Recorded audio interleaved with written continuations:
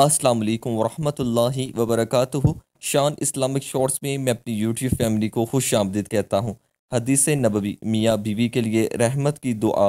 एक सहाबिया ने नबी अकरम सल्लल्लाहु अलैहि वसल्लम से अर्ज़ किया, मेरे और मेरे शोहर के लिए रहमत की दुआ फरमा दीजिए।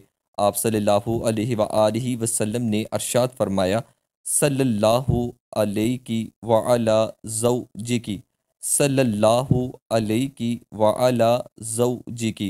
तर्जुमा, अल्लाह तुझ पर और तेरे शोहर पर रहमत नाजिल फरमाए। दोस्तों, हदीस पाक का आप ये हवाला नंबर देख सकते हैं।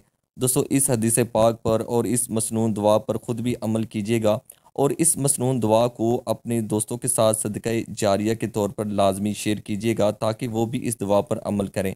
और दोस्तों, मेरे इस चैनल शान इस्लामिक शॉर्ट्स को लाजमी सब्सक्राइब कर लें और साथ लगे बेल के आइकन को दबाना ना भूलें ताकि आपको रोज़ाना की बुनियाद पर प्यारे आका करीम सल्लल्लाहु अलैहि वसल्लम की अहादीस शरीफ की वीडियोज़ मिल सकें। अस्सलामु अलैकुम वरहमतुल्लाहि वबरकातुहू।